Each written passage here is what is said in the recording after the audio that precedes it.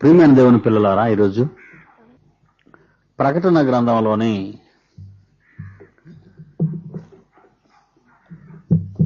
ఎంపిక చేసిన పాఠాలలో సూర్యుని ధరించిన స్త్రీ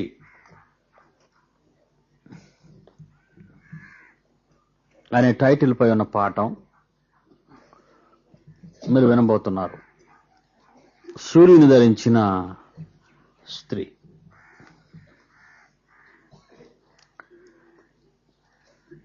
ప్రకటన గ్రంథం 12వ అధ్యాయంలో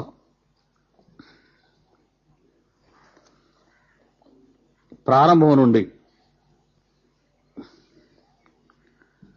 కొన్ని వచనాల్లోని సారాన్ని మీకు వినిపిస్తాను. ప్రియులారా,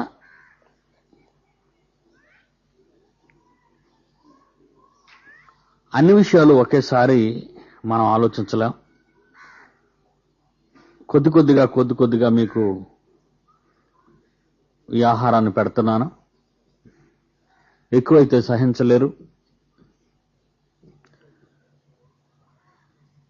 ఈ 6 రోజుల్లో ప్రకటన గ్రంథం అంతా రాదు. 22 అధ్యాయాలతో కూడుకున్న ఈ గ్రంథం 65 పుస్తకాలతో సంబంధం కలిగి ఉంది. మర్చిపోకండి. దేవుని సంకల్పానుసారము ఒకే తండ్రి పరిశుద్ధాత్మ ప్రేరణతో మనుషులను ప్రేరేపించి ఈ మహావేదాన్ని ఆయా కాలాల్లో ఆయా వ్యక్తుల ద్వారా ఆయా ప్రదేశముల నుండి వ్రాయించి అందించిన మహోన్నతమైన జ్ఞానం ఇది. ప్రకటనలోని 22 అధ్యాయాలతో మిగిలిన 65 పుస్తకాలు సంబంధాన్ని కలిగి ఉన్నాయి.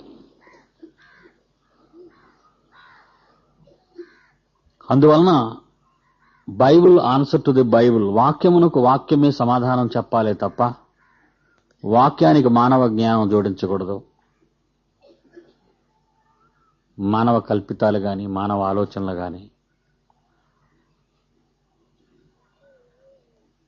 అతికించకూడదు. అందువలన ప్రకటన గ్రంథం అంతా చెప్పేయండి, ఎందుకు చెప్పకూడదు అని చాలా మందిలో అపోహలు ఉండొచ్చు. ఒకేసారి వాటిని చెప్పటం చాలా కష్టం. అంచెలంచెలుగా పజిల్ని ఛేదించుకుంటూ మనం వెళ్ళాలి. 22 అధ్యాయాల్లో 22 ముక్కల్లో చెప్పొచ్చు, కానీ మీకు అది అర్థం కాదు.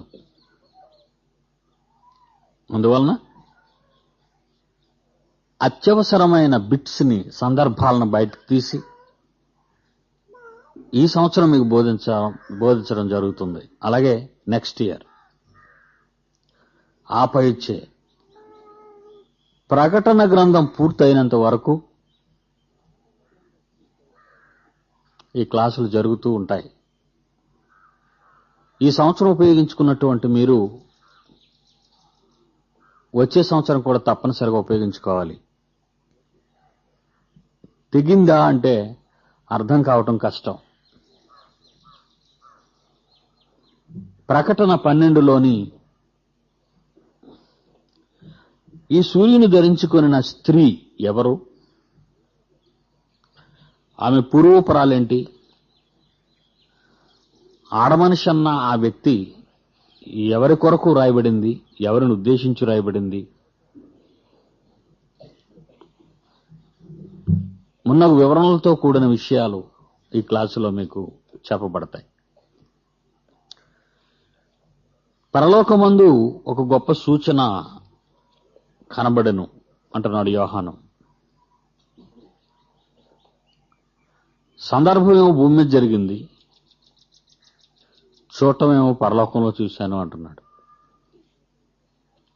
ఇది దర్శనం మాత్రమే, ఆయన వెళ్లి చూడటం కాదు.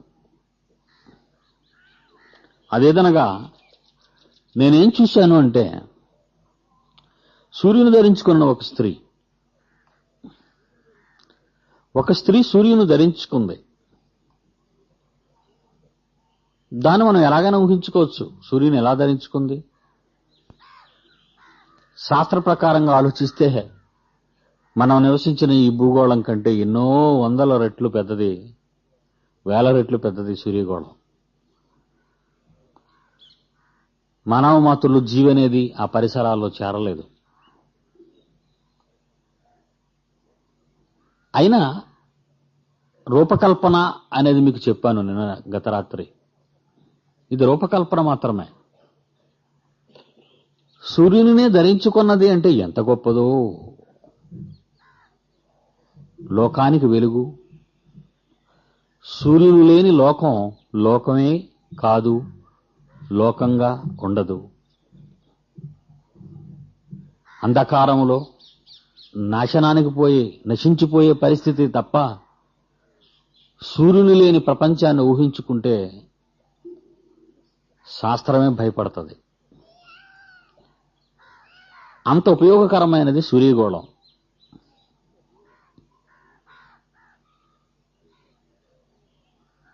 అలాంటి సూర్యగోళాన్ని ధరించుకుంది ఆమె పాదముల కింద చంద్రుడు అంటున్నాడు. మళ్ళా ఆమె పాదముల కింద చంద్రుడును, శిరస్సు మీద 12 నక్షత్రముల కిరీటమును ఉండెను.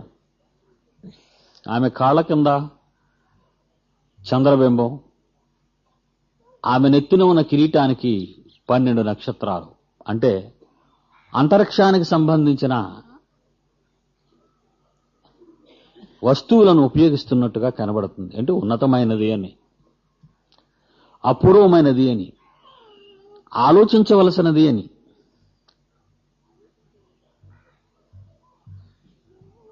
ఆమె గర్భిణి అయి ఈ పరిస్థితుల్లో ఆమె గర్భవతి అయిన ఆమె ప్రసవ వేదన పడుచు, సూర్యుని ధరించి 12 నక్షత్రాల కిరీటంగా పెట్టుకొని చంద్రమండలం మీద కాళ్ళీడిన ఈమెకు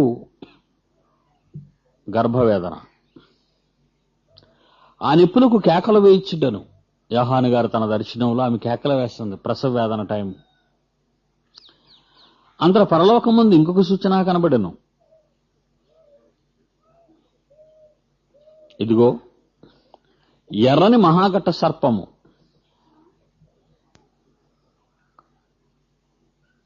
ఘట సర్పానికి రంగు ఇప్పుడు చెప్తున్నాడు. ఏ రంగులో ఉందంటది? ఎర్రనిది. దాని 7 తలలను దానికి 7 తలలను 10 కొమ్ములను ఉండెను. 7 తలలున్నాయి, 10 కొమ్ములున్నాయి. దాని తల మీద 7 కిరీటములు ఉండెను. తలల మీద దాని తోక, ఆ ఘటసర్పపు తోక ఆకాశ నక్షత్రములలో 3వ భాగము నీడ్చి వాటిని భూమి మీద పడవేసెను. కననయ్యున్న ఆ స్త్రీ కనగానే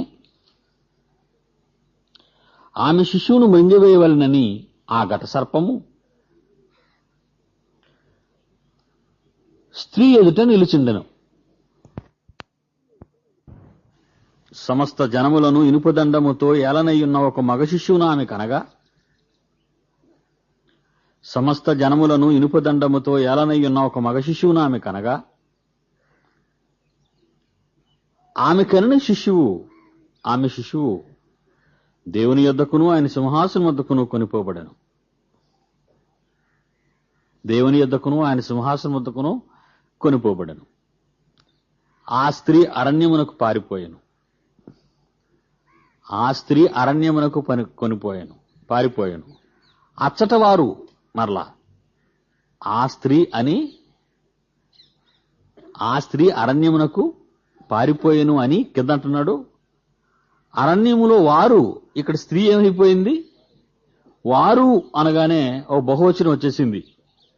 స్త్రీ అంటే స్త్రీ కాదు, ఎవరో అని ప్లోరలో బహువచనం, చాలా మంది అనే పదాన్ని ఇమీడియట్ గా ప్రయోగించాడు. షాక్ అయిపోతాం మనం. అసలు బైబిల్ అలా ఉంటదండి. అంతవరకు ఒక స్త్రీని ఊహించావా? ఎక్కడికి వచ్చేసరికి వారు అచ్చట వారు 1260 దినములు, అంటే 3.5 సంవత్సరాలు, 42 నెలలు. అచ్చట వారు 1260 దినములు ఆమెను పోషింపవలెనని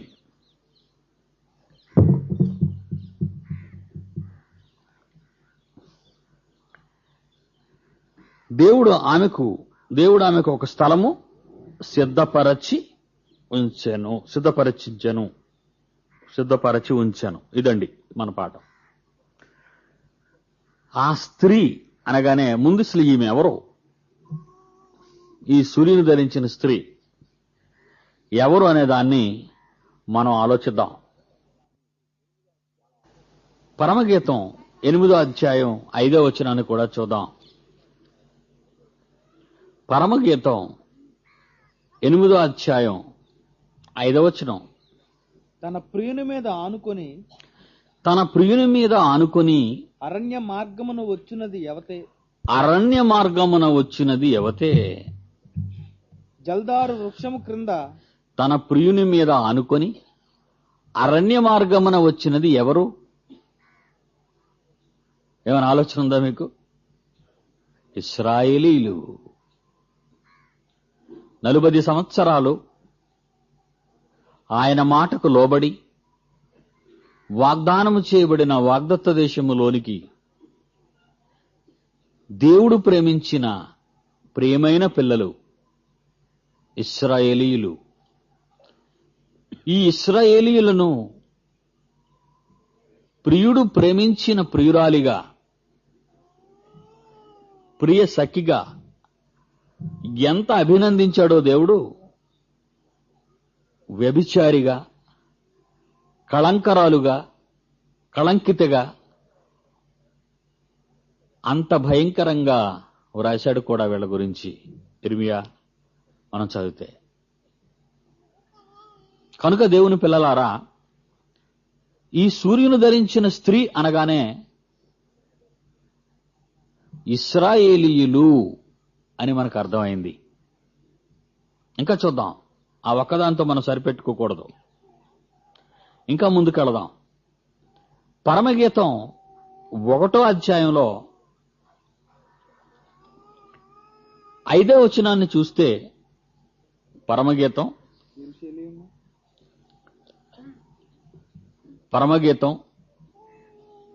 1వ అధ్యాయం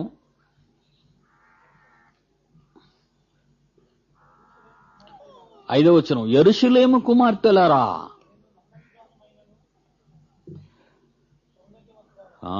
ఇశ్రాయేలు దేశానికి ముఖ్య పట్టణం యెరూషలేము. దానికి ఒక ప్రాధాన్యత ఉంది. అది మహారాజు పట్టణం అంటాడు. అందున్న ఆడవాళ్లతో అంటుంది, నేను నల్లని దాననైనను సౌందర్యవంతురాలను అని. ఇశ్రాయేలు కన్య, ఇలాగ ఇశ్రాయేలు స్త్రీ, ఇశ్రాయేలు అనబడిన స్త్రీ అందున్న యెరూషలేము, తన యందున్న యెరూషలేము కుమార్తెలతో, స్త్రీలతో చెబుతున్న మాటలవి. కనుక ఈ స్త్రీని మనం ఆలోచిస్తే ఇశ్రాయేలు స్త్రీగా, ఇశ్రాయేలు జనాంగాన్ని స్త్రీగా ఈ రూపకాలంకారంలో చెబుతున్నట్టు మనకు కనబడుతుంది. ఆమె గర్భిణి అయింది. ఇశ్రాయేలు స్త్రీ గర్భవతి అయింది. గర్భవతి అయిన ఆమె ప్రసవ వేదన పడుతుంది. ఇక్కడ 2వ వచనంలో, ప్రకటన 12:2లో ఆమె గర్భిణి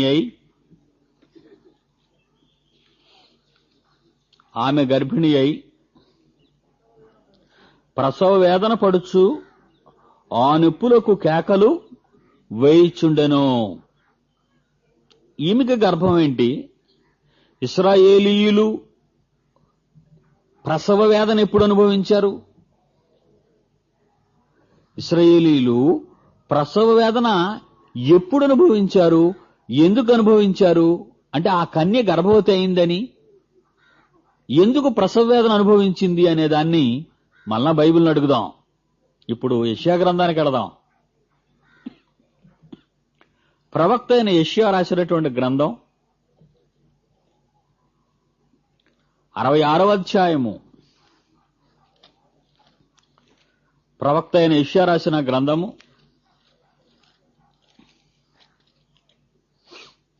66వ అధ్యాయము 7వ వచనము నుండి 10వ వచనం వరకు చదువుకుందాం. ప్రసవ వేదన పడక మునుపు ఆమె పిల్లలను నువ్వు చదువు, దగ్గర నోటి చదివితే నాకు క్లియర్ గా ఉంటది. నువ్వు చదవాలి ప్లీజ్. పడక మునుపు ప్రసవ వేదన పడక మునుపు ఆమె పిల్లను కన్నెది. అది ఇక్కడ యెషయా ఇశ్రాయేలీయులను ఉద్దేశించి రాస్తున్నాడు. దాన్ని ఇశ్రాయేలు జనాంగాన్ని ఉద్దేశించి రాస్తున్నాడు ఆయన. మరలా ప్రసవ వేదన పడక మునుపు ఆమె పిల్లను కనినది. ఇశ్రాయేలు అను స్త్రీ పిల్లను కనినది. నొప్పులు తగులక మునుపు మగపిల్లను కనినది. మగపిల్ల అన్నది, మగపిల్లను కనినది. ఇక్కడికి వచ్చేసరికి మనకేం అర్థం అవుతుంది? ఇశ్రాయేలీయులు అంతా కలిసి ఒక మగపిల్లను కన్నారు అని అర్థమవుతుంది. ఇశ్రాయేలీయుల నుండి ఒక మగపిల్లాడు వచ్చాడు.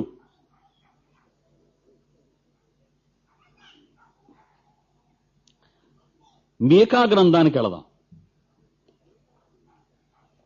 మీకా గ్రంథం 4వ అధ్యాయము. మీకా గ్రంథం 4వ అధ్యాయం 10వ వచనము. అంటే మీరు యెషయా 66 7 నుంచి 10 వరకు మీరు చదువుకోవచ్చు. మీకు రెఫరెన్స్ కోసం చెప్పాను. అది మన పాయింట్ వచ్చింది కనుక నేను అక్కడికి అది కట్ చేశాను. ఇప్పుడు మీకా గ్రంథం 4వ అధ్యాయం 10వ వచనం. సియోను కుమారి, ఇశ్రాయేలీయులను గురించి మాట్లాడుతూ, సియోను కుమారి ప్రసూతి స్త్రీ వలనే నీవు వేదనపడి ప్రసవించుము అన్నాడు. అని మరొక చక్కటి మాట చెప్పాడు. నీవు పట్టణము విడిచి బయట వాసము చేతు అన్నాడు. ఎప్పుడు? ప్రసూతి స్త్రీ వలె నీవు వేదనపడి ప్రసవిస్తావు, నీవు పట్టణము విడిచి బయటకెళ్ళి నివాసం చేస్తావు. ప్రకటన 12 మాత్రం ఇప్పుడు మీరు అలా చేయి పెట్టుకొని ఉండండి. అక్కడ ప్రకటన 12లో మాత్రం అలా ఫింగర్స్ పెట్టుకొని ఉండాలి. దాన్ని మాత్రం మూసేయకండి. 12 ప్రకటన 12లో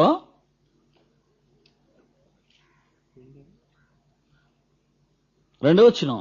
ఆమె గర్భిణి అయి ప్రసవ వేదన పడుచు ఆ నొప్పులకు కేకలు వేయుచుండెను. 6 చదుదాం. సమస్త జనముల ఇనుప దండముతో ఏలనయ్యున్న ఒక మగ శిశువును ఆమె కనగా, ఆమె శిశువు దేవుని యొద్దకును ఆయన సింహాసనం వద్దకును కొనుపోబడెను. ఆ స్త్రీ అరణ్యమునకు పారిపోయెను.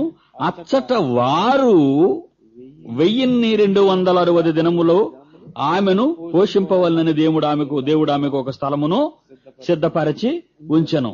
ఇప్పుడు మీకు మీకా 4:10 ఇది జరగక ముందు ఒక చక్కటి ప్రవచనాన్ని దేవుడు పొందుపరిచాడు ఈ ఇశ్రాయేలు స్త్రీ కోసం. ఈ స్త్రీ కోసం ప్రకటన గ్రంథంలో ప్రస్తావించబడిన ఈ స్త్రీ కోసం ఏమని? సియోను కుమారి. ఇప్పుడు మళ్ళా మీకు 4:10 చదవండి. సియోను కుమారి, ప్రసూతి స్త్రీ వలనే ప్రసూతి స్త్రీ వలనే నీవు వేదనపడి నీవు వేదనపడి ప్రసవించుము. ప్రసవించుము. నీవు పట్టణమును విడిచి అప్పుడు నువ్వేమవుతావో తెలుసా? పట్టణాన్ని విడిచి బయట వాసము చేతువు అనే పరిస్థితి వచ్చింది. అంటే ఇశ్రాయేలీయుల స్త్రీ, ఇశ్రాయేలు అనే స్త్రీ ఒక మగబిడ్డను కంటుందని క్లియర్ గా చెప్పేశాడు. ఒక మగబిడ్డను కంటుందని. ఆ తరువాత ఆమె బయటకు పోవాలి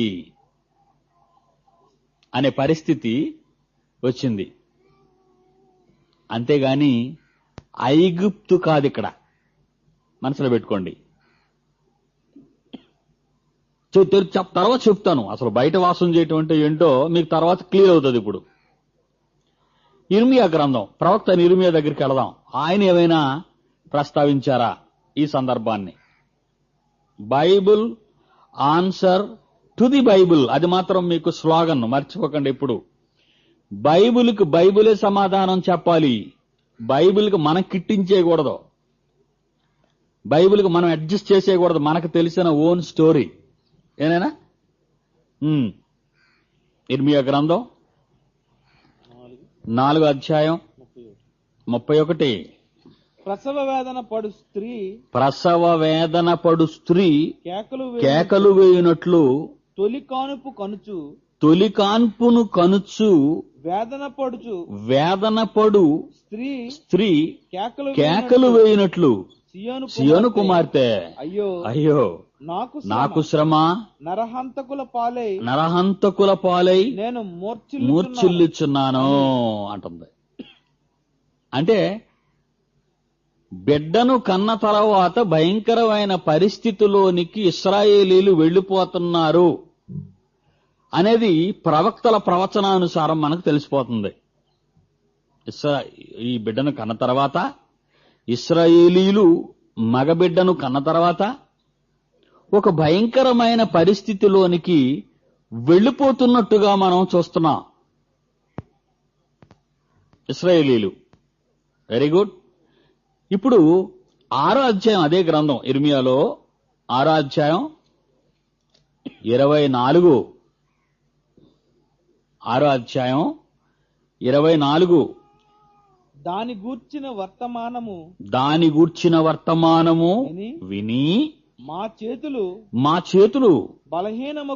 బలహీనమగుచున్నవి. ప్రసవించు స్త్రీ వేదన పడునట్లు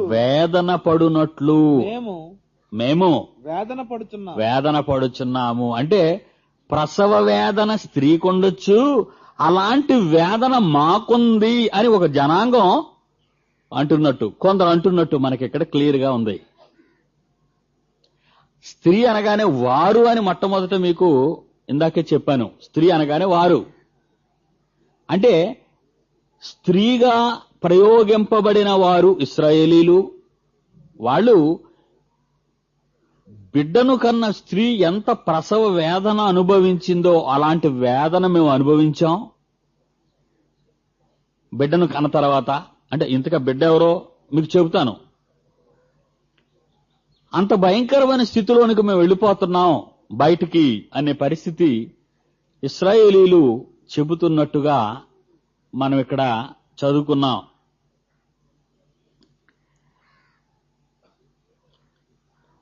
ఇకపోతే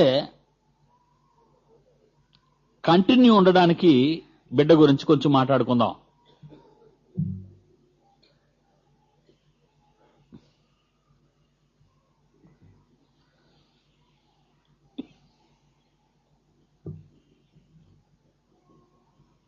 ఒక శిశువును కనటం,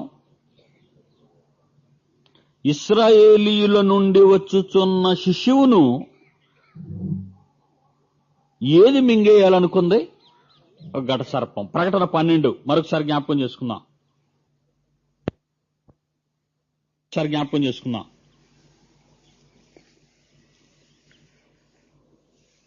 ప్రకటన 3లో, ప్రకటన 12లో 3వ వచనం. అంతట పరలోకమందు ఇంకొక సూచన కనబడెను. ఎర్రని మహాఘట సర్పము, దానికి 7 తలను 10 కొమ్ములు ఉండెను. దాని తల మీద 7 కిరీటములుండెను. దాని తోక ఆకాశ నక్షత్రములో 3వ భాగము నిడ్చి వాడిని భూమి మీద పడవేశను. కననయ్యున్న ఆ స్త్రీ కనగానే ఆమె శిశువును మృంగివేయవలనని ఆ ఘట సర్పము స్త్రీ ఎదుట నిలిచిండెను. ఇశ్రాయేలీయులు కనబోయే మగ శిశువును తినేయాలనే ఆలోచనతో, మింగేయాలనే ఆలోచనతో ఘట సర్పం కాచుకొనున్నట్టుగా మనకు కనబడుతుంది. ఇకపోతే ఇశ్రాయేలీయుల నుండి లోకాన్ని ఉద్ధరించటానికి యాకోబు నుండి ఉదయించిన నక్షత్రం, ఇశ్రాయేలీయుల నుండి వచ్చిన రాజు, ఇనుపదండముతో ఏలవలసిన వాడు, సమస్త జనములను చక్రవర్తి మీ అందరికీ తెలుసు. ఎవరైనా యేసుక్రీస్తు.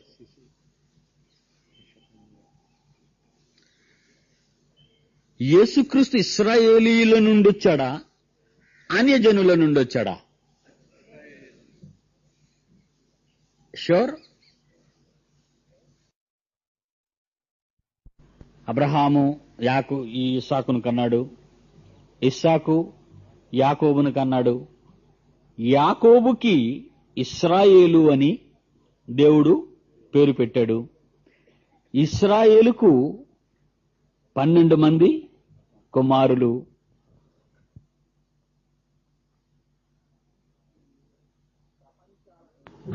ప్రపంచాలను ఏలే ఏకైక చక్రవర్తి యేసుక్రీస్తు.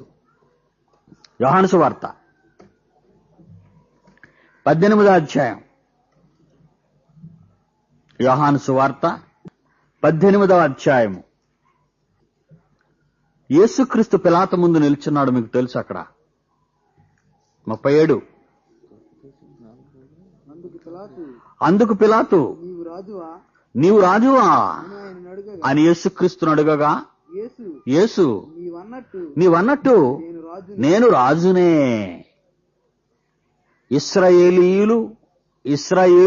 ఇశ్రాయేలు స్త్రీ కన్న మగ శిశువు, ప్రవక్తల ప్రవచనాలలోని ప్రసవ వేదనతో కనబడిన శిశువు, ఇశ్రాయేలీలు కన్న శిశువు యేసుక్రీస్తు. నువ్వు రాజువా? అవును, నేను రాజునే. ఇకపోతే మీకు మత్తయి సువార్త 2వ అధ్యాయంలో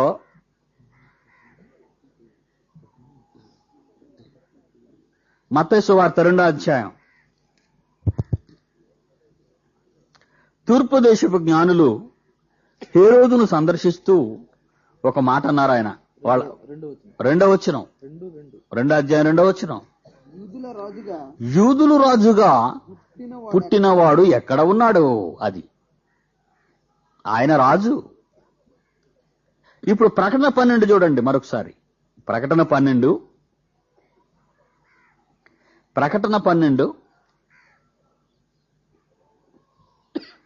5వ వచనం, సమస్త జనములను ఇనుపదండముతో ఏలనయ్యున్న ఒక మగ శిశువును ఆమె కనగా అని ఉంది అక్కడ. అంటే ఇశ్రాయేలీయుల నుండి, ఇశ్రాయేలీయుల ద్వారా లోకానికి వచ్చినటువంటి వారు, రాజుగా ఉన్నవారు, లోకమంతటిని ఏలవలసిన వారు, లోకమంతటిని ఇనుపదండముతో ఏలవలసినటువంటి వారు యేసుక్రీస్తు వారుగా మనకు కనబడుతున్నారు. స్త్రీ అనగానే మరియమ్మని ఒకవేళ మనం అనుకుంటే అది విత్డ్రా చేసేసుకుందాం.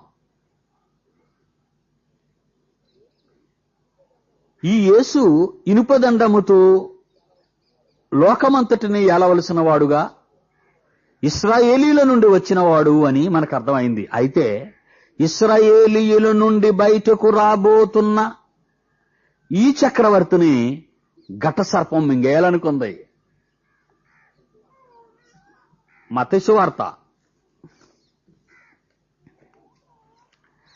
2వ అధ్యాయం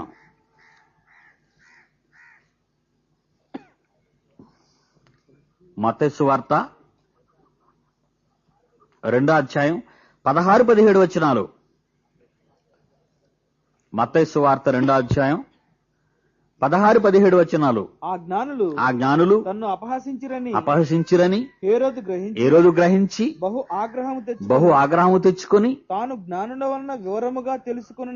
తాను జ్ఞానుల వలన వివరముగా తెలుసుకొనిన కాలమును బట్టి బెత్లెహేములోను దాని సకల ప్రాంతములలోను 2 సంవత్సరముల మొదలుకొని తక్కువ వయస్సు గల మగపిల్లలనందరినీ వధించెను. అందులో యేసుక్రీస్తు తెగిపోతాడని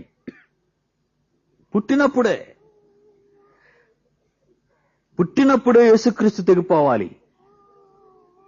2 సంవత్సరముల లోపున్న మగపిల్లలనందరినీ వధించాడు. అందువలన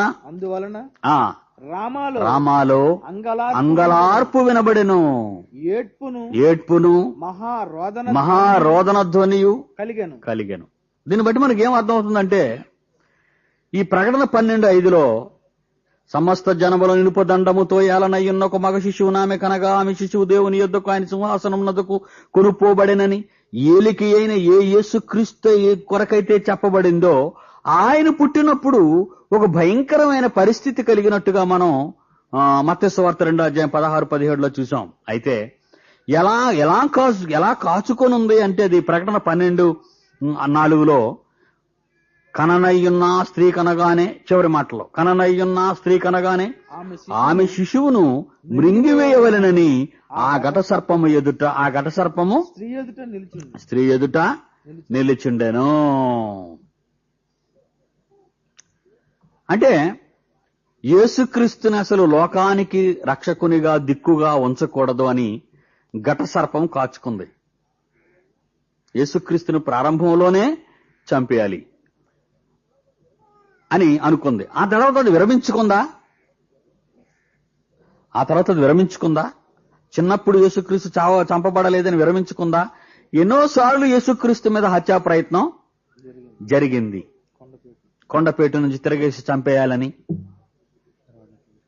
రాళ్లతో కొట్టి చంపేయాలని, చివరికి ఎన్నో కుట్రలు విఫలమైనందున యేసుని సిలువకు అప్పగించే కార్యక్రమం వరకు తన పథకాన్ని కొనసాగించింది.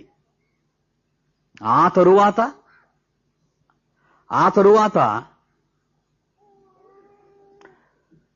బైబిల్ను మనం పరిశీలిస్తే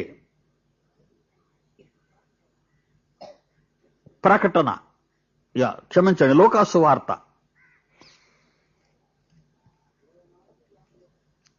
24:51. లూకాసు వార్త 24:51.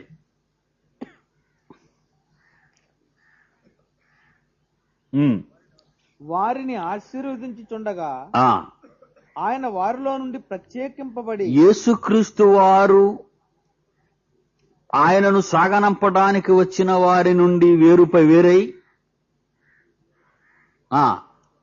పరలోకమునకు ఆరోహణుడాయను. ఉందండి, పరలోకమునకు ఆరోహణుడు ఆయను.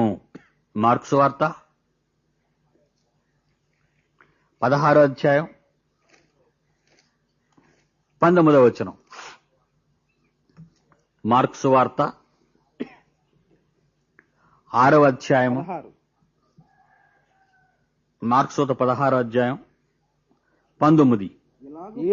ఇలాగూ ప్రభువైన యేసు వారితో మాట్లాడిన తరువాత పరలోకమునకు చేర్చుకొనబడి దేవుని కుడిపార్శ్వమున ఆసీనుడయ్యెను. ప్రకటన 12:5లోని మాట మరలా జ్ఞాపకం చేసుకోండి. ఈ మాటలు చదివి మరలా ప్రకటన 12:5. సమస్త జనముల నినుపదండముతో ఏలనయ్యున్న ఒక మగ శిశువును ఆమె కనగా ఆమె శిశువు దేవుని యొద్దకును ఆయన సింహాసనం వద్దకును కొనిపోబడెను అనేది లింక్ అయింది ఇక్కడ. దీనిని బట్టి ఆలోచిస్తుంటే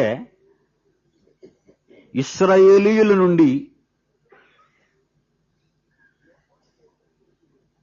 లోకానికి వచ్చినటువంటి యేసుక్రీస్తు లోకమంతటికి రారాజుగా ఉండి లోకమంతటిని ఏలబోతున్నటువంటి ఆయన ఇశ్రాయేలు నుండి రాబోతున్నాడనే సంగతి ఎరిగి ఇశ్రాయేలుకు మహావేదన కలిగింది.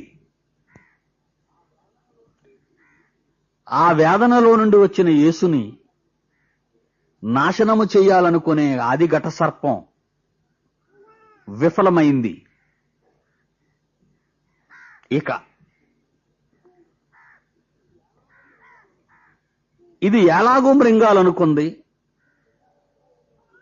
ఈ స్త్రీని ఎందుకు, ఇశ్రాయేలీని ఎందుకు దూరంగా ఉంచాలి, కొంతకాలం ఎందుకు అవసరం విశ్రాంతి ఈ స్త్రీకి? ప్రకటన 12:6 సందర్భాన్ని ఆలోచిస్తే, ఆ స్త్రీ అరణ్యమునకు పారిపోయింది. ఆ స్త్రీ అరణ్యమునకు పారిపోయింది. ఎప్పుడు? ఇశ్రాయేలీలు యేసుక్రీస్తుని కన్న తర్వాత. అంటే ఇశ్రాయేలీల నుండి, యూదుల నుండి యేసుక్రీస్తు బయటకు రాగానే యూదులకు ఎలాంటి భయంకరమైన పరిస్థితులు ఏర్పడ్డాయో అన్నది మనకి ఆలోచన వస్తున్నట్టుగా ఉంది.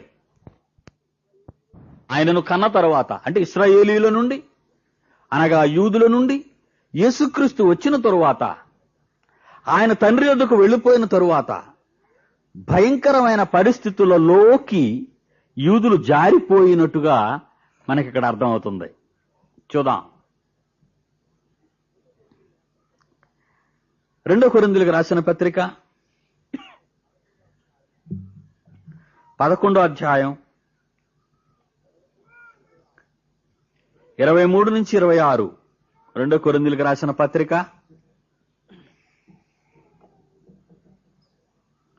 2 కొరింథీయులకు రాసిన పత్రిక 11వ అధ్యాయము 23-26. వారు క్రీస్తు పరిచారకుల ఇశ్రాయేలీయులలో బెన్యామీను గోత్రమునకు చెందిన అపోస్తలుడైన పౌలు యేసుక్రీస్తును నమ్మి ప్రకటించునందుకు ఆనాటి జనాంగం లేదా ఘట సర్పం తన అనుమాయులైన వారితో ఎలాంటి హింసలు కలుగచేసిందో ఆయన నమ్మిన వారికి అనేది పౌలు జీవితాన్ని కొంతవరకు మనం ఆలోచించవచ్చు. వారు ఇశ్రాయేలీల వెర్రివాని వలె మాట్లాడుచున్నాను, నేనును మరి ఎక్కువగా క్రీస్తు పరిచారకుడను, మరి విశేషముగా ప్రయాసపడితిని, అనేక పర్యాయములు చెరసాలలో ఉంటుని, అపరిమితముగా దెబ్బలు తింటిని, అనేక మారులు ప్రాణాపాయములలో ఉంటిని, యూదుల చేత 5 మారులు ఒకటి తక్కువ 40 దెబ్బలు తింటిని, ముమ్మారు బెత్తములతో కొట్టబడితిని, ఒకసారి రాళ్లతో కొట్టబడితిని, ముమ్మారు వాడపగిలి శ్రమపడితిని, ఒక రాత్రింబగళ్ళు సముద్రములో గడిపి. ఇవన్నీ ఆలోచిస్తుంటే ఆయనను నమ్మినందుకు, ఆయన కొరకు ప్రయాసపడినందుకు ఎన్ని చిత్రహింసలు అనుభవిస్తున్నారో ఆయన వారు అనేది ఇశ్రాయేలీయులలో బెన్యామీను గోత్రానికి చెందిన అపోస్తలుడైన పౌలు వివరణ మీరు విన్నారు. ఇప్పుడు ఏ సుఖం లేదు, భయంకరమైన పరిస్థితిలోనికి పౌలు వెళ్లిపోయాడు. ఆయన గురించి చెప్పటం వలన ఇశ్రాయేలీయులలో యేసు పుట్టిన తరువాత ఆయనను అంగీకరించిన వారు ఎన్ని శ్రమలు పాలయ్యారు అనేది ఇక్కడ చెప్పబడుతుంది. హెబ్రీ పత్రిక 11వ అధ్యాయం 36-39 వరకు చూస్తే, ఆయన పుట్టకముందు ఎంత వేదన అనుభవించారు అనేదాన్ని ఇశ్రాయేలీలు అనేదాన్ని వారి గురించి మనం కొంత వినగలం. ఇక్కడ హెబ్రీ పత్రిక 11వ అధ్యాయం 36 నుండి 39. మరికొందరు తిరస్కారములను తిరస్కారములను కొరడా దెబ్బలను మరి బంధకములను ఖైదును అనుభవించిరి. రాళ్లతో కొట్టబడిరి, రంపములతో కోయబడిరి, శోధింపబడిరి, ఖడ్గముతో చంపబడిరి, గొర్రె చర్మములను మేక చర్మములను వేసుకుని దరిద్రులయుండి శ్రమపడి హింస పొందుచు అడవులలో కొండల మీద గుహలలో సొరంగములలోను తిరుగులాడుచు సంచరించిరి. అంటే యేసును తన గర్భమందు ధరించిన ఇశ్రాయేలు స్త్రీ ఎంత భయంకరమైన పరిస్థితి అనుభవించింది అనడానికి హెబ్రీయులు అనగానే ఇశ్రాయేలీలు అని మాత్రం మర్చిపోకండి. హెబ్రీయులు ఎవరో కాదు. వారు హెబ్రీయులా? నేనును హెబ్రీయుడనే ఇందాక మీరు చదువుకున్నారు. వారు ఇశ్రాయేలీయులా? నేనును ఇశ్రాయేలీయుడనే అంటున్నాడు. అంటే అబ్రహాము హెబ్రీయుడు కనుక అబ్రహాము సంతానము నుండి వచ్చిన ఇస్సాకు హెబ్రీయుడు, ఇస్సాకు నుండి వచ్చిన యాకోబు హెబ్రీయుడు, యాకోబు హెబ్రీయుడైతే యాకోబు ఇశ్రాయేలుగా మార్చబడిన తరువాత ఇశ్రాయేలీయులందరూ హెబ్రీయులే గనుక హెబ్రీయులకు రాసిన పత్రిక అని ఇందులో రాయబడింది. హెబ్రీ భాష మాట్లాడేవారు ఇశ్రాయేలీయులు, యూదులు, బెన్యామీను గోత్రికులు.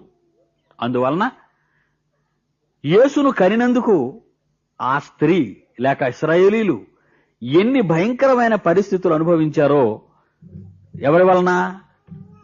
ఘటసర్పం 7 తలలు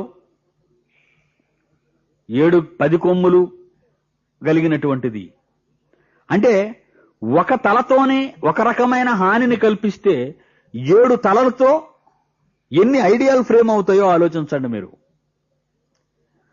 ఒక కొమ్ముతో ఒక రకమైన హాని కలిగిస్తే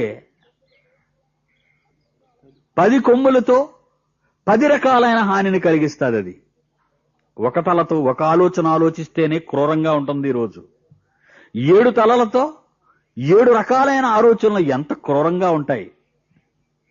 ఈ 7 అనే పదం ఆది కాండంలో మనకు కనిపిస్తుందండి. ప్రప్రథమంగా 7 దినములు. మొదటి దినము, 2వ దినము, 3వ దినము, 4వ దినము, 5వ దినము, 6వ దినము, ఇవన్నీ చేసి 7వ దినాన్నే దేవుడు ఎందుకు విశ్రమించాడు అని మనం కొంచెం మనసు పెట్టాలి. అంతటితో ఆపేదలుచుకున్నాడు అని అర్థం. 6 దినాలు ఆయన కార్యక్రమాలు చేశాడు. 7 ముగింపు దినం కింద పెట్టాడు. 7 అనే దానిని 7 అన్నదాన్ని ముగింపు దినంగా పెట్టాడు. అంటే ముగింపు అంటే పని అయిపోయింది అని అర్థం. ముగింపు అంటే పని అయిపోయింది. పని అయిపోయింది అంటే పూర్తయిపోయింది అని. పూర్తయిపోయింది అంటే పూర్ణము అని అర్థం. 7 అనగానే పూర్ణమైనది అని అర్థం. మరి 8 ఉంది కదండి, 9 ఉంది కదండి, 10 ఉంది కదండి అని మీకు అనుమానం రావచ్చు. 8, 9, 10 మనం వేసుకున్న అంకెలు. మీకు అర్థమైందా? 8 నుంచి ఎవరు వేసుకున్నారు? మనం వేసుకున్నాం. 8, 9 అంటే దేవుడు ఆగిపోయినా మనిషి కొనసాగుతాడు అని అర్థం. మీకు అర్థమైంది కదండి? చూద్దాం రెఫరెన్స్. యోధా 3వ యోహాను, 2వ యోహాను చూడండి. 2వ యోహాను 9వ వచనం. 2వ యోహాను 9వ వచనమా? క్రీస్తు బోధయందు నిలిచియుండక దానిని విడిచి అదనమాట ముందునకు సాగు ప్రతివాడు. అంటే అర్థం ఏంటంటే దేవుడు బోధను ఓవర్టేక్ చేసే భక్తులు అని అర్థం. దేవుడు బోధ వస్తుంది కొంతవరకు, అక్కడితో దేవుడు ఆగిపోతాడు. కానీ వీడు ఆగడం. మీకు అర్థమైందా? దేవుని బోధ ఒక దగ్గరకు వచ్చేసరికి ఆగిపోద్ది. అంటే ఇది నీకు చాలు అని. కానీ మనిషి మాత్రం ఆగడం. నాకు ఇది చాలదు, నేను ఇంకా ముందుకెళ్తానంటాడు. అదే చెప్తున్నాడు. క్రీస్తు బోధ క్రీస్తు బోధయందు నిలిచియుండక నిలిచియుండక దానిని విడిచి ముందునకు ముందునకు సాగు ప్రతివాడు దేవునిని ముందు తండ్రిని అంగీకరించనివాడు అని చెప్పేశాడు. మీకు అర్థమైందా? తండ్రిని అంగీకరింపనివాడు. అయితే ముందుకి ఎలా సాగుతారు అయ్య గారు? మాకు పెద్ద డౌటు. ఆ బోధన వదిలేసి ముందుకు సాగడం అన్నారు కదా, ఓవర్టేక్ చేయడం. ఒక ఓవర్టేక్ ఏమన్నా చెప్తారేంటి అని మీరు అడగొచ్చు, మీ మనసులో ఉండొచ్చు. చెప్తాను. ఒక స్త్రీ పట్టబడింది వ్యభిచారంతో. యేసు ప్రభు దగ్గర తీసుకొచ్చారు. మీలో పాపము లేనివాడు ఆమె మీద రాయ వేయవచ్చు అన్నాడు. ఆయన ఏం చేశాడు? ఆయన నేల మీద వంగి ఏమో రాయిచుండు. ఏమో వ్రాయించిండని ఉందా మీ బైబిల్లో? పలానది వ్రాయించిండని ఉందా? ఏమో వ్రాయించిండని ఉంది. యోహాను సువార్త 8వ అధ్యాయం 6వ వచనం. వంగి నేల మీద ఏమో వ్రాయించిండను అంటే మనకి చెప్పడం ఆయనకి ఇష్టం లేదు. అదే కదండి మరి. మనకు చెప్పటం అతనికి ఇష్టం లేదు కనుక ఏమో రాస్తుంది అబ్బాయి అన్నాడు మనతో. అప్పుడు ముందునకు సాగు భక్తులు ఎలాగుంటాడంటే, ఓరి పిచ్చోళ్ళారా, ఏమో అంటే ఏమనుకుంటున్నారు, వారి పాపాలు అంటాడు.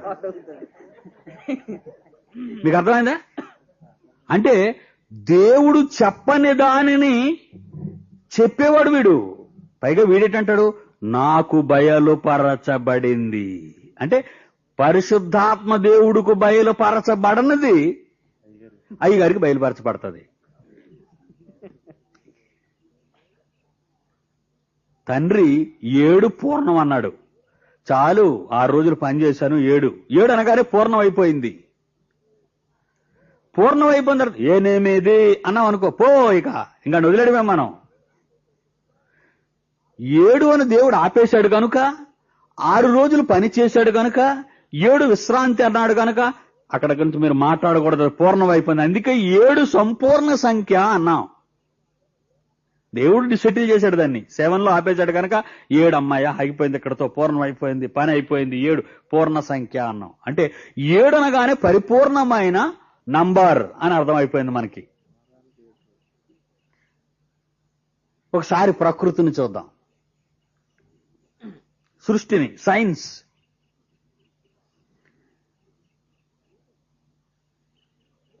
ఈ భూమి సూర్యగ్రహము చుట్టూ తిరగడానికి ఎంతకాలం పడుతుందండి? 1 సంవత్సరం, అంతే కదండి. 1 ఇయర్. 1 ఇయర్ అని మనం అంటున్నాం చూసారా? ఎన్ని నెలలు? 12 నెలలు. అంటే ఎలా సెటిల్ చేసుకొని వచ్చాం విడదీసుకొని. 12 నెలలు. నెల అంటున్నాం చూసారా? ఎన్ని వారాలు? 4 వారాలు.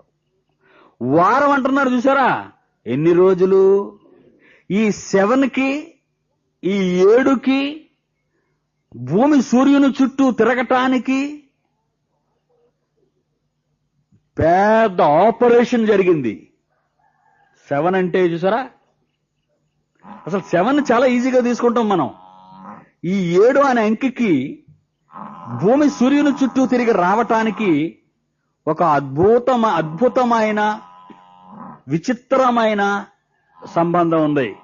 కాలాన్ని లెక్కించే కార్యక్రమంలో దేవుడు ఎందుకు 7 అన్నాడు? 8 అనొచ్చు కదా, 6 అనొచ్చు కదా అని మీరు అనుకోవచ్చు. ఆ 7కి, ఈ నేలకు, ఆ సూర్యునికి, ఎంటైర్ ఈ స్పేస్ లో ఉన్న ఈ గెలాక్సీస్ అన్నిటికీ ఆయన కనెక్షన్ పెట్టేశాడు. అది 7 అంటే. ఇంకా దాని మీద మాట్లాడితే టైట్ అయిపోతుంది, మీ బ్రెయిన్స్ చిట్లు పోతాయి, నరాలన్నీ. ఆపేద్దాం అక్కడికి, అది ఖగోళంలోకి వెళ్ళొద్దు. కనుక 7 అనగానే ఇట్స్ ఎ వండర్ఫుల్ నంబర్, సంపూర్ణమైనది అని అర్థమైపోయింది మనకిది. ఈ 7 అనగానే దీన్ని మనం ఎందుకు తీసుకుంటున్నాం అంటే, సంపూర్ణమైనది, ఇది సంపూర్ణమైనది. ప్రకటన గ్రంథం 12వ అధ్యాయానికి వెళదాం.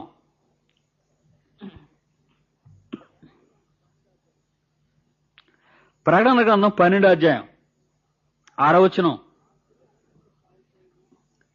ఆ స్త్రీ అరణ్యమునకు పారిపోయెను. అచ్చట వారు 1260 దినములు అనగానే ఎన్నాళ్ళు వచ్చిందండి? 42 నెలలు 3.5 సంవత్సరాలు. 3.5 సంవత్సరాలు వదిలేయండి, సమ్ అనే దాన్ని వదిలేయండి. 3.5 అంటే 7లో ఎంత అన్నమాట? సగం. పూర్ణంలో సగం వచ్చింది. 3.5 అనగానే 3.5 అనగానే 7లో సగం. అందుకే మీకు బైబిల్లో 7 అనే దానికి ఒక ప్రత్యేకమైనటువంటి క్రానాలజీ ఉంది బైబిల్లో. అది నెక్స్ట్ ఇయర్ మాట్లాడుకుందాం మనం. దానికి ఒక పెద్ద సిద్ధాంతం ఉంది. ఆ సిద్ధాంతం అంతా చెబితే మీరంతా వండర్ అయిపోతారు మీరు. కనుక పూర్ణమైన 7లో నుంచి 3.5 అనేది సగం తెగింది. ఈ సగం కాలం యేసును కన్న తర్వాత, యేసు బయటకు వచ్చిన తర్వాత ఈ ఇశ్రాయేలీలు సగము కాలము పోషింపవలెనని దేవుడు ఆమెకు ఒక స్థలము సిద్ధపరచి ఉంచెను. అంటే లోకానికున్న పూర్తి కాలంలో సగము కాలము ఆమె బ్రతకాలి. సగము కాలం ఆమె బ్రతకాలి అంటే ఆమెకిచ్చిన కాలం ఎంత? ఆమెకివ్వబడిన కాలములో సగము కాలము ఆమె ప్రత్యేకముగా ఉండాలి అన్నది మనకి అర్థమైంది. ఈ సగము కాలంలో ఆమె ఈ మహాఘోరమైనటువంటి పరిస్థితులు ఎదుర్కొనే స్థితికి వచ్చింది ఆమె. ఈ హెబ్రీ పత్రికలో యేసును కనిన తరువాత ఇశ్రాయేలు స్త్రీ ఎంత భయంకరమైన బాధలు అనుభవించిందో మీరు 36 నుంచి 11 అధ్యాయంలో 39 వరకు చదువుకున్నారు. ఇక అపోస్తుల కార్యాలు 8వ అధ్యాయం 1వ వచనాన్ని పరిశీలిద్దాం. అపోస్తుల కార్యాలు 8వ అధ్యాయం 1వ వచనం.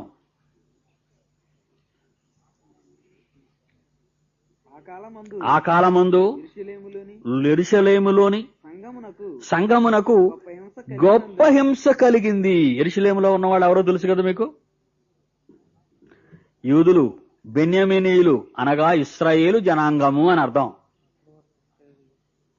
అంతవరకు ఇశ్రాయేలీలే ఉన్నారు. మీకు తెలుసో తెలీదో? అపోస్తుల కార్యము 10వ అధ్యాయములో కొర్నేలి అన్యజనుడు మొట్టమొదటిగా క్రైస్తవుడు అవుతాడు. అంతవరకు అన్యజనులైన వారిలో ఎవ్వరూ క్రైస్తవులు కాలేదు. ప్రప్రథమంగా కొర్నేలి అనే అన్యజనుడు అపోస్తుల కార్యం 10వ అధ్యాయంలో పేతురు రాక వలన అన్యజనులలో నుండి క్రైస్తవుడుగా మారతాడు. అనగా 8వ అధ్యాయం గురించి మనం ఆలోచిస్తే 8వ అధ్యాయం ప్రారంభంలోనే భయంకరమైన కష్టాలు సంఘము ఎదుర్కొంది యేసుని నమ్మినందుకు. ఇశ్రాయేలు యేసును కన్నందుకు, ఇశ్రాయేలు యేసును నమ్మినందుకు భయంకరమైన కష్టాలు వాళ్ళు ఎదుర్కొన్నట్టుగా ఉంది. 8వ అధ్యాయం 1వ వచనంలో మళ్ళా చూడండి ఆ మాట. ఆ కాలమందు యెరూషలేములోని సంఘమునకు మామూలు హింస కాదు, గొప్ప హింస, భయంకరమైన హింస అనుభవించినట్టుగా మనం చూస్తున్నాం. యేసుక్రీస్తు అందుకే ఒక మాట చెప్పాడు ఆయన చనిపోక ముందు. యోహాను సువార్త 16వ అధ్యాయం 2వ వచనం చూడండి ప్రియులారా. యోహాను సువార్త 16వ అధ్యాయము 2వ వచనము. మిమ్మును చంపు ప్రతి వాడు. అప్పుడు ఎవరితో చెప్తున్నాడో తెలుసండి? ఇశ్రాయేలీలతో, తాను నమ్మిన యూదులతో, అక్కడున్న వారితో యేసు అంటున్నాడు, మిమ్మును చంపాలనుకునే ప్రతివాడు తాను దేవునికి సేవ చేస్తున్నానని అనుకొను కాలము వచ్చుచున్నది అన్నాడు. మిమ్మల్ని చంపేయాలనుకుంటారు. ఇక మిమ్మల్ని చంపేసి వాళ్ళు ఏమనుకుంటారో తెలుసండి? దేవునికి సేవ చేస్తాను అనుకుంటారట. నిజంగా భయంకరమైన నియంత ప్రపంచ చరిత్రలో హిట్లర్, జర్మనీ దేశస్థుడు, మీకు తెలుసు. యూదులందరినీ ఆడు పట్టుకున్నాడు. వాడికి యూదులంటే ఎంత కక్షో. గర్భిణీ స్త్రీలను బట్టలు విప్పించి యూదులలో మగవాళ్లను బట్టలు ఊడదీసి గర్భిణీ స్త్రీలను పొట్టలో కత్తి దించి ఇలా చీల్చాడు, పైనుంచి కింద నుంచి పైకి బిడ్డ బయటకు వచ్చేసినట్టు. భయంకరమైన చిత్రహింసలకు మరి యూదులు, ఇశ్రాయేలీలు వెళ్ళిపోయారు. ప్రపంచ చరిత్ర మీరు ఆలోచిస్తే యూదులు ప్రపంచ చరిత్ర న్యూస్, యేసుక్రీస్తు తదనంతరం యూదులు భయంకరమైన కష్టాలు వచ్చాయి. మీరు అదే అపోస్తలుల 8:1 చూశారు. గొప్ప హింస అలా కలగటం వలన యూదులు ఏమయ్యారు చూడండి. అక్కడ 8:1 నుండి గొప్ప హింస కలిగినందున అపోస్తలులు తప్ప అందరూ, అంటే యూదులందరూ, యేసును నమ్మిన ఇశ్రాయేలీయులందరూ అని అర్థం. యేసును నమ్మిన వారందరూ యూదయ సమరయ దేశములయందు చెదరిపోయిరి అంటున్నాడు. అంటే యేసును మింగాలనుకున్న ఘట సర్పం. ప్రకటన 12కి వెళ్ళిపోదాం మరలా మనం. యేసును మింగాలనుకుంది, అక్కడ కుదరలే. యేసు పరలోకానికి వెళ్ళిపోయాడు. ఇంకెవరున్నారు అన్నమాట కిందనే? యేసును కనిన ఇశ్రాయేలు ఉన్నారు. ఆ స్త్రీని చిత్రహింసలకు గురి చేసింది. ఇశ్రాయేలీలు, యూదులు ఎన్నో భయంకరమైనటువంటి బాధలు అనుభవించారు. ఇప్పుడు మీరు బైబిల్ రెఫరెన్స్ కూడా చూశారు మీరు. ఇక 4వ వచనం, దాని తోక ఆకాశ నక్షత్రములలో 3వ భాగము నీడ్చి వాటిని భూమి మీద పడవేసెను అంటున్నాడు. ఒక ప్రక్క ఏం చేస్తుంది? ఆకాశ నక్షత్రాలు. ఆ నక్షత్రాల్లో 3 వంతులు స్టార్స్ ఏం చేసిందట? అది రాలిపోయినట్లు చేసింది. దాని తోకతో రాలిపోయినట్టు చేసింది. దానియేలు గ్రంథం రూపకాలంకారంగా వాడబడింది. అంటే ఉన్నతమైన దశలో ఉన్న ఇశ్రాయేలీలను రాల్చింది కిందకి. అందుకే అసలు నక్షత్రాలను దేవుడు దేనితో పోల్చాడు, ఎవరితో పోల్చాడు, ఏ క్యారెక్టర్తో పోల్చాడు అని మనం ఆలోచిస్తే దానియేలు గ్రంథం 12:3 చూడండి. దానియేలు గ్రంథం 12:3, బుద్ధిమంతులైతే ఆకాశ మండలములోని జ్యోతులను పోలిన వారై ప్రకాశించుదరు.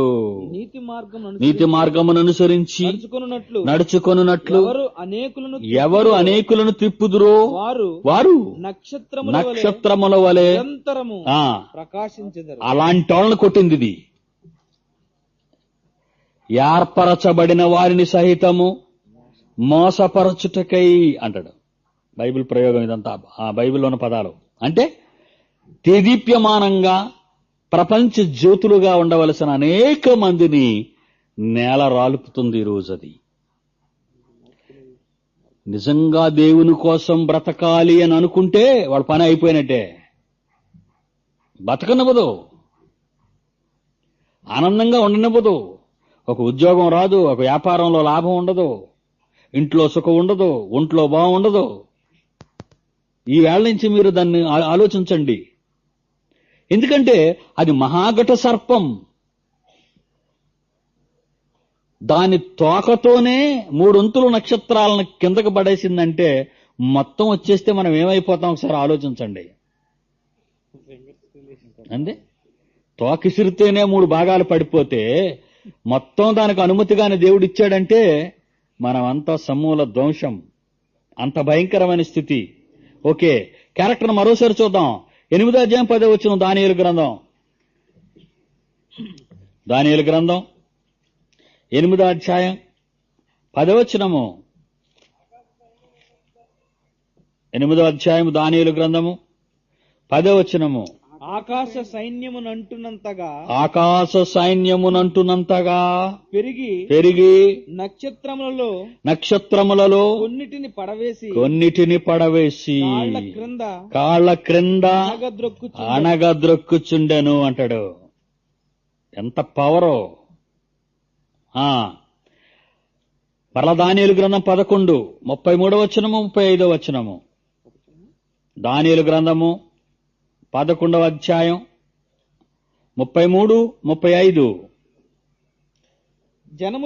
జనములో బుద్ధిమంతులు అనేకులు బోధించుదురు గాని వారు బహుదినములు ఖడ్గము వలనను అగ్ని వలనను కృంగి చెరపట్టబడి హింసింపబడి దోచబడుదురు. ఉన్నతంగా దేవుని కోసం ఉండాలనుకునే వారందరినీ భయంకరంగా దోచుకొని భయంకరంగా హింసల పాలు చేస్తాదన్నట్టు మనకిక్కడ కనబడుతుంది. మత్తయి సువార్త 24వ అధ్యాయం 9వ వచనము. మత్తయి సువార్త 24వ అధ్యాయం 9వ వచనం. మత్తయి సువార్త 24వ అధ్యాయం 9వ వచనం. అప్పుడు జనులు మిమ్మును శ్రమపాలు చేసి చంపెదరు. మీరు నా నామము నిమిత్తము సకల జనముల చేత ద్వేషింపబడుదురు. ఎడబాటు కాలము. ఆయనను కన్నందుకు ఇశ్రాయేలుకు వచ్చిన భయంకర కాలము. ఈరోజు ఆయన నమ్మినందుకు మనం అనుభవిస్తున్న దారుణమైన కాలం. అదే ఘట సర్పం. 7 తలలు అంటే పూర్ణమైనవి అని అర్థం.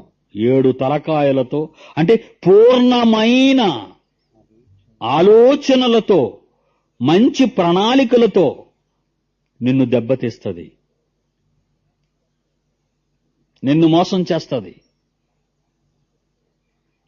దాని కొమ్ములతో నిన్ను ధ్వంసం చేస్తుంది. ప్రియమైన దేవుని పిల్లలారా, సూర్యుని ధరించిన స్త్రీ ఇశ్రాయేలు. ఆమె కన్న శిశువు యేసుస్వామి.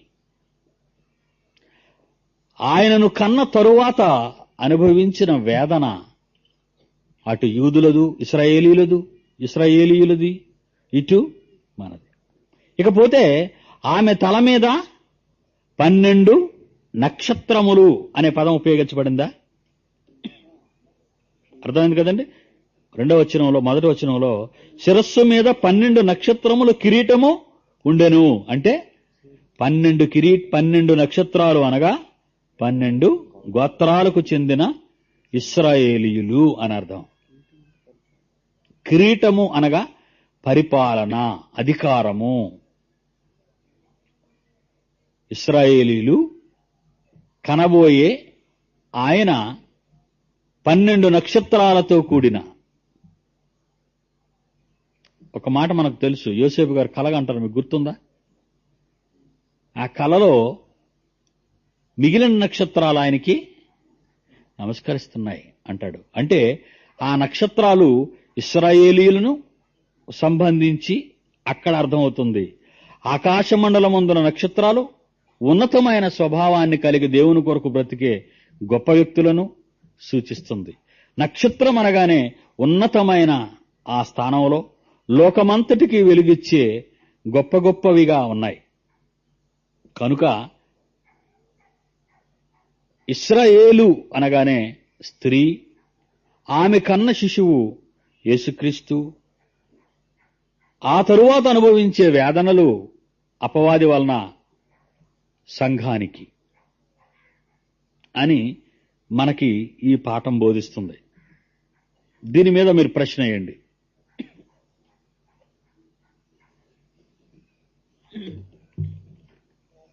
అడుగు నాయన.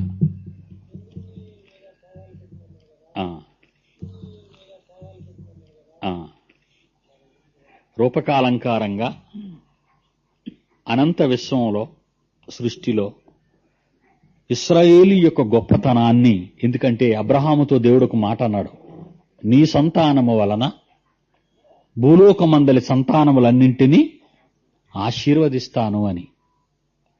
దానికి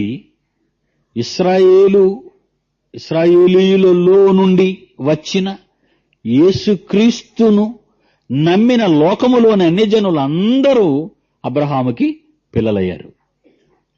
ఆమె యొక్క ఉన్నతిని, ఇశ్రాయేలు యొక్క ఉన్నత దశను చెప్పటానికి సూర్యబింబాన్ని ధరించినది, చంద్రుని మీద పాదములు పెట్టినది, నక్షత్రములను ధరించుకున్నది, ఆమె అధికారానికి, ఆమె సౌందర్యానికి, ఆమె తేజస్సుకి, ఆమె ఉన్నత స్థితికి కారణం అండి. అవన్నీ రూపకాలంకారంగా ప్రయోగించబడ్డాయి.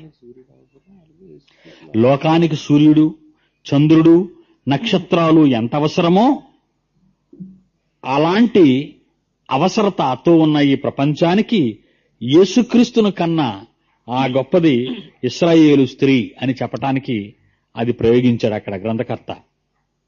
ఇంకా అర్ధకాలము అంటే 3.5 సంవత్సరాలలో 7 అన్నా. 7 అనగానే పూర్ణం అన్నాను. 7లో సగం 3.5. అరని అర్ధకాలం అన్నాడు ఆయన. ఆ అరని అర్ధకాలం అన్నాడు. ఎంతకు మీకు ఒక విషయం తెలియాలి. అంకెలు మీద మీ కాన్సన్ట్రేషన్ పెట్టొద్దన్నాను మొట్టమొదటే. ఎందుకంటే మొదటి దినం, 2వ దినం, 3వ దినం, 4వ దినాన్ని చేశాడు దేవుడు. అంటే అది ఏ దినం? ఆ దినాన్ని మన దినంతో లెక్కిద్దామా? ఆ దినాన్ని మన దినంతో లెక్కించుకుందామా? 24 hours a day, 24 గంటలకు ఒక దినం అని మన దినంతో లెక్క పెడదామా దేవుడి దినాన్ని? ఆదికాండంలో 1వ అధ్యాయంలో చెప్పబడిన దినములు వేరు. ఆ తరువాత సూర్యచంద్ర భ్రమణ పరిభ్రమణ వలన, భూమి పరిభ్రమణ వలన వచ్చే దినములు వేరు. ఇంకొక విషయం, వెలుగు కలుగుగాక అన్నాడు దేవుడు. వెలుగు కలిగింది. కలిగిన తర్వాత అది మంచిదైనట్టు దేవుడు చూశాడు. ఉదయాస్తమయములు కలుగగా ఒక దినము ఆయను అన్నాడు. ఉదయాస్తమయాలు ఎలాగొచ్చి? సూర్యుడు చంద్రుడు ఉన్నాడేటప్పటికి. సూర్యచంద్రులు ఎప్పుడు కలిగారు? 4వ దినాన్ని. సూర్యుడు చంద్రుడు లేకుండా అస్తమయమును ఉదయమును కలుగగా ఒక దినము ఆయనని ప్రారంభ దినం ఎలాగైంది? మీకు అర్థమైందా? అంటే దేవుని దృష్టిలో ఈ వలయంలో, వలయం అంటే మీకు అది కూడా తెలుసా మీకు? ఖగోళంలో వలయం అంటే కనిపించే నీలంగా ఉన్న ఆకాశం అనే నీటి బుడగ వలయం అంటారు దీన్ని. నీటి బుడగ ఇది మీకు కనిపించింది సార్, అంచు నీలంగా ఉంది, అది నీటి బుడగ అంచు ఈ వలయం. ఈ వలయంలో సూర్యుడున్నాడు, భూమి ఉంది, చంద్రుడున్నాడు, నక్షత్రాలున్నాయి, గ్రహాలున్నాయి, కనబడిన కనబడని పదార్థం అంతా ఈ నీటి బుడగలో ఉన్నాయి. ఈ నీటి బుడగలో చిన్ని మట్టి ముద్ద భూమి. ఈ భూమికి ఒక చిన్న చంద్రుడు, దాని మీద ఒక సూర్యుడు.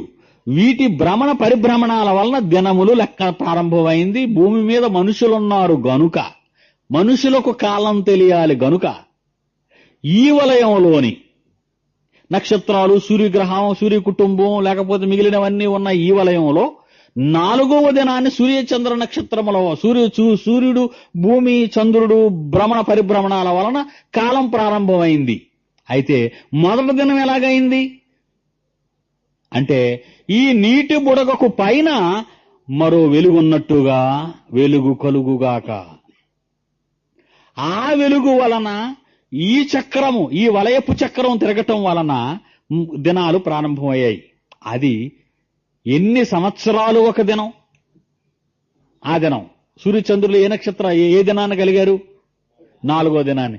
అంటే సూర్యచంద్ర నక్షత్రములను కలిగించిన దినము ఎంత గొప్ప దినం అది. ఆ దినానికి కోట్ల సంవత్సరాలు ఒక దినమా? మనకి 24 గంటలు ఒక దినం. కనుక కాలాన్ని మనం లెక్కించడం ప్రారంభిస్తే ఈ శాస్త్రానికి కూడా తెలియదు ఈ కాలం. కనుక మనం కాలములు అన్న దగ్గరికి కానీ మనం వెళ్ళాం అనుకోండి, ఏ కాలం గురించి చెప్పబడింది? భూమి మీదనున్న మానవ కాలం బట్టి ఇది చెప్పబడింది. ఎలాగూ ఈ 7 అనే దానిని ఆ సగభాగంగా 3.5 సంవత్సరాలు అర్ధకాలం అనగానే యూదులు పుట్టినప్పుడు ఇశ్రాయేలీలు వచ్చినప్పటి నుండి యేసును కన్న తరువాత ఇశ్రాయేలు యేసును కన్న తరువాత అక్కడ నుండి అర్ధకాలం 3.5 దినములు 3.5 సంవత్సరాలు అంటే దేనిని బట్టి మనం లెక్కించగలము దీన్ని. అందుకే ఆ లెక్కలు తెగవు గనుక మనం లెక్కలు వెయ్యలేము గనుక సగభాగము అన్నాం దాన్ని. ఇశ్రాయేలీలు పుట్టినప్పటి నుండి యేసుక్రీస్తును ఇశ్రాయేలీల్లో నుండి ఆ స్త్రీ కన్న తరువాత సగము కాలము. అది ఎంత కాలం? 500 సంవత్సరాలు అవ్వచ్చు, 800 సంవత్సరాలు అవ్వచ్చు, ఏమండి 1000 సంవత్సరాలు అవ్వచ్చు, 2,500 సంవత్సరాలు అవ్వచ్చు. దాన్ని మనం చెప్పలేము.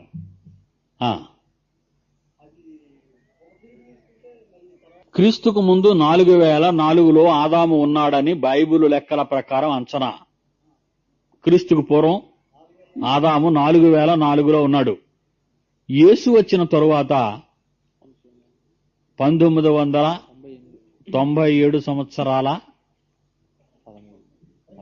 10 రోజులు. ఇవాళ 13 ఏంటండి, 12 రోజులు అయింది. ఇది మనం లెక్కించుకున్న కాలం. సృష్టి ఎప్పుడు పుట్టింది అంటున్నారు. ఖచ్చితంగా కాదు, దానికే సరిగ్గా తెలీదు, అప్రాక్సిమేట్ గా చెప్తున్నారు అది. కనుక నాయన కాలం నంబర్లు అదే చెప్పాను మీకు.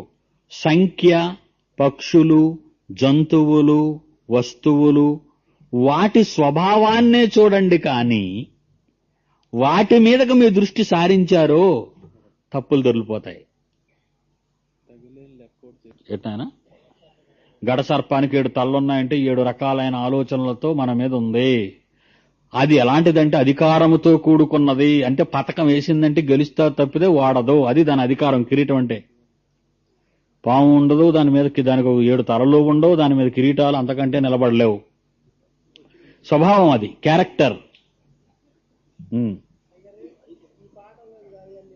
కూర్చోయితే సమస్త జనులను ఇనుపదండముతో ఏలనయ్యన్న మగ శిశువు. ఇనుపదండం అంటే అధికారం అండి. అంటే ఇనుపదండం అంటే చాలా స్ట్రాంగ్ గా ఉంటదని అర్థం. 6వ వచనం చివర ఆమె పోషింపవలనని దేవుడు ఆమెకు ఒక స్థలము సిద్ధపరిచాడు. ఆ స్థలం ఏం తెలియదు, భూమండలమే. ఆ భూమండలంలో వీళ్ళంతా జాగ్రత్తగా తలదాచుకుంటూ అక్కడక్కడ ఉన్నారు. వీళ్ళందరూ ఇప్పుడు ఈ రోజు యేసుక్రీస్తును కూడా వదిలేసే పరిస్థితిలో ఉన్నారు. ఇప్పుడు యేసుక్రీస్తును వాళ్ళు నమ్మరు. అది పరిస్థితి. కొంతకాలం వాళ్ళు అలాగున్నారు వాళ్ళు. ఇంకా ఆదికాండం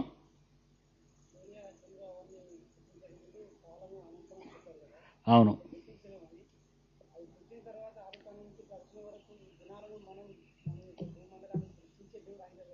అవును